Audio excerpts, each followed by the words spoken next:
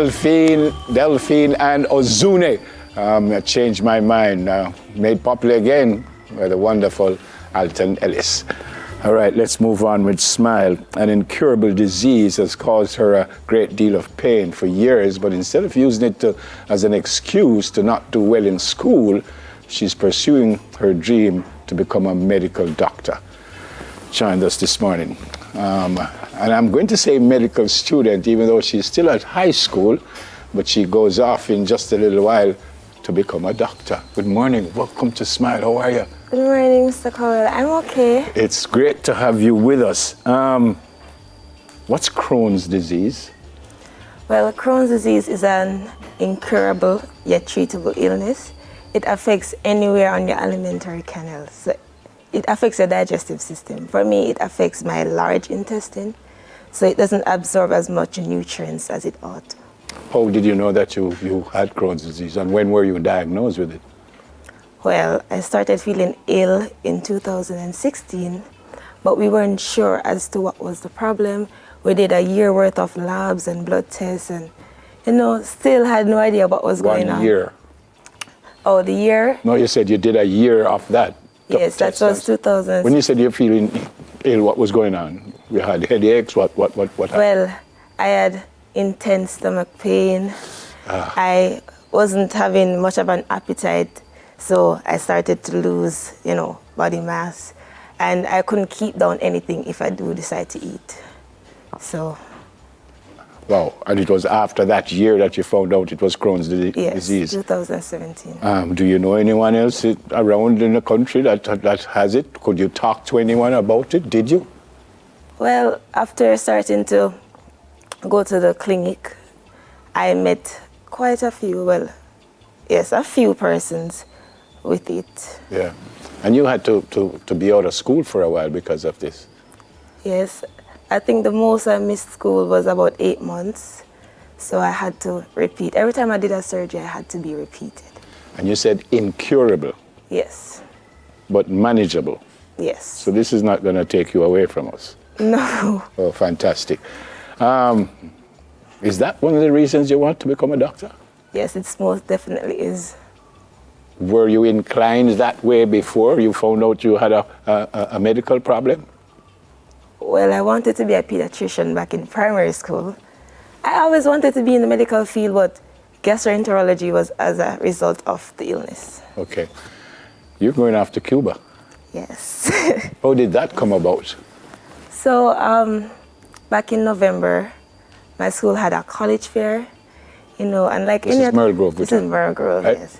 We had our college fair, and I went around, I looked at UE, I looked at UTech, NCU, Excelsior, and then there was this particular tent. It had no sign-up, so I didn't know what it was for. And I said, why not? Let me just go and check it out. And then I saw my classmate, my past classmate, and I was like, Chelsea, what are you doing here? She said, well, I'm a part of the program that sends students to Cuba to study medicine. I said, what? Are you playing with me? She said, no, we send persons to Cuba to study medicine. So I said, okay, I wanted to do medicine, but because of the fee, I was going to do nursing and then maybe build my way from there. So I applied, and by December, I think it was Boxing Day, I got my acceptance letter. Congratulations. How did that make you feel?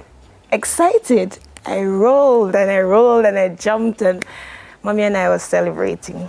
But you have to go to Cuba next week because you have to learn Spanish first. Yes. So you go next week for how long? For 5 to 6 months.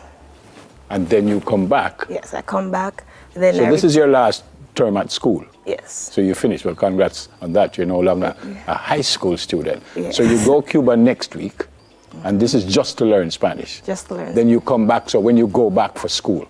I return the following February. Okay. That's when the school term begins. Okay. Mm-hmm. And you were able to come up with the funds, $630-something $1,000, but you came up with it. Yes, we have quite a bit of persons who were interested in helping. This 634, I think it is, covers everything, or this is just for the first year, or for the...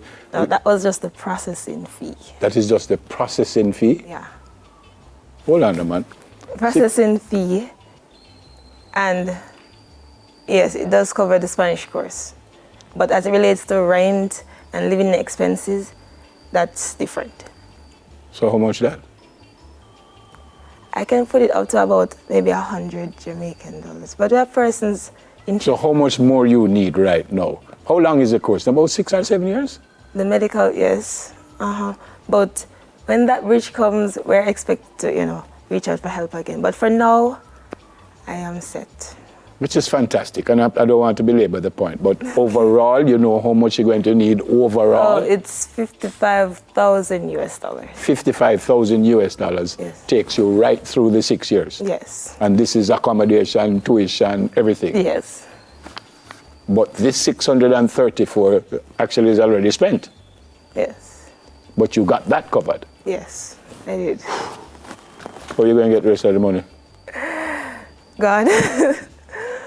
Yeah. Well, that's a good answer. Yes, a very good answer. But God can help those who help themselves. Yes, So what yes. you going to do to Reach out. Well, I've started reaching out to the public already and persons who are willing to help. you? I've asked this question before. How much money did you say overall it would take? The 55. 55,000 US. Yeah. So you're going to get it. I'm so very proud of you.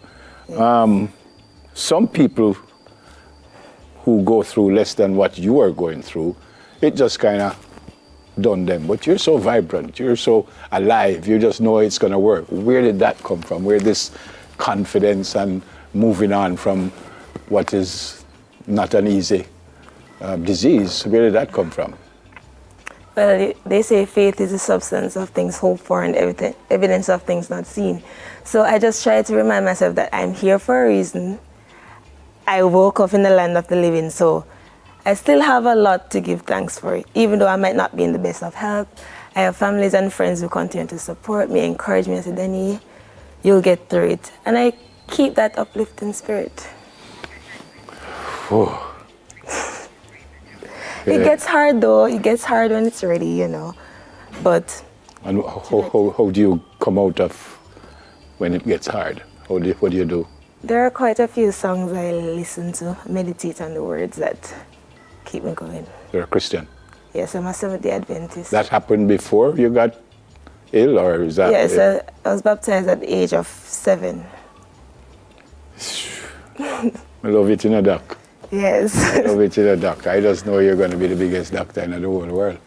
I want to thank Roxroy for highlighting this story that came out in the Jamaica Star, one of our companies here. Boy, so good to meet you. Yes. You are such an likewise. inspiration. I'm so impressed with you, and I know you're going to get what you want to get. I know that. I also pray that they will come up with a cure for this disease, that it will help you and others in your position. Yes. I love you plenty. I love you plenty, plenty, plenty, plenty. Likewise. Anybody you want to say hi to? Because your mommy watching or no? You're not certain? No. All right. Well, really, really good. So you go off next week and you come back in what, 5 months, 6 months? Yes. And then when you come back, you fluently, I can say habla español, and you say, sí. Hi. And you're not going to say poquito. You're going to say, yes, man, me fluent. Or you say Yes. fluent, not Spanish. I'm not sure right now. We'll soon work it out. Okay. Gosh, great to meet you.